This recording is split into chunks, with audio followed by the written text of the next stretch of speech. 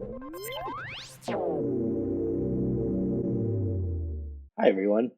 This is Sam, the Senior Consultant with Certum Solutions. I'd like to welcome you back to the Certum Solutions YouTube channel, where we help business owners make smarter financial decisions and scale gracefully. Today, we're going to be talking about tariffs and landed costs. By the end of this video, you'll know exactly what landed costs are and why they matter to your business. If you're importing inventory, you're probably losing margin without realizing it. Tariffs, duties, freight, all these small fees stack up, silently erode your profits. Let's break down exactly how landed costs impact your real margins. For those that are unfamiliar, landed costs are directly associated with your product cost. And in a very simple definition, includes everything that it takes to get your product into your warehouse. So right off the top, we have the purchase price of the product, any freight and shipping, import fees, custom fees, duties, tariffs, if there's any insurance, any storage fees, if we're having any currency conversions, any of those costs that are associated with getting that product into your warehouse as a sellable product are landed cost. As you can imagine, that can easily add up a lot more costs, especially in today's global market where you're buying goods from overseas, from different vendors. Those landed costs and those extra fees can add up. So let's take an example here. Let's say we buy a product at $8 a unit, all right? So we bought our product for $8. That's what we're paying our supplier.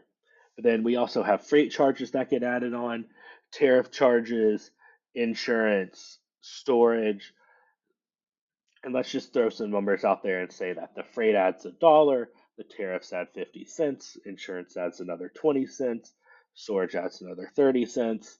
So at the end of the day, when we add everything up, just to get that product to our dock, we're having to pay an extra $2 per unit. Now our landed cost for that product is actually $10.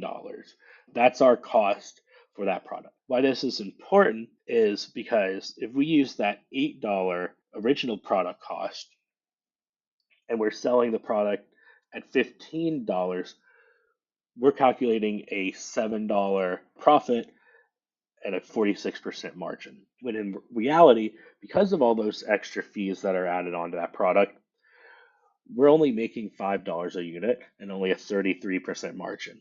So 46%, 33%. It might not sound like much, but whenever you add that up across your entire business and across everything that you do, it becomes a lot of money.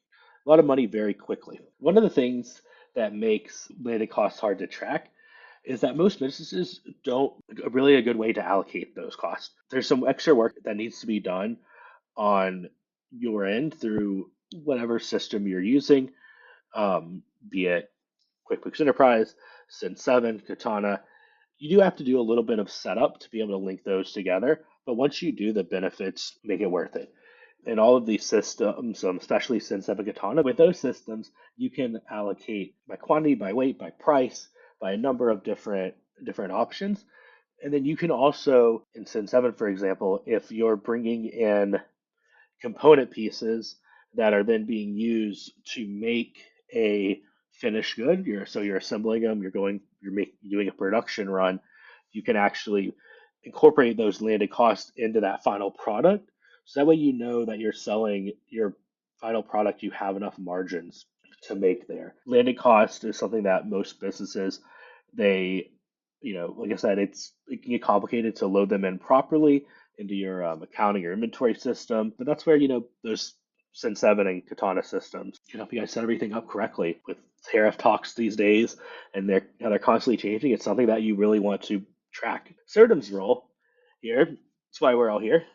Certum, we help clients properly structure their systems and properly set everything up so that you can calculate landed costs correctly, and not only correctly, but easily, right? You don't want something like this to become a burden to everyone. We want to help you set up your system and set up your workflows so that it's really easy for you to calculate these costs. At the end of the day, if we go back to our example, $5 a unit profit versus $7 a unit profit, $2 a unit, it can add up. But if you're having to take more time to figure out what that it's that $2 a unit difference, then we want to make sure that we're going to help you become efficient with calculating these so that even when you're calculating it, you're still recognizing that lost margin that you might have there.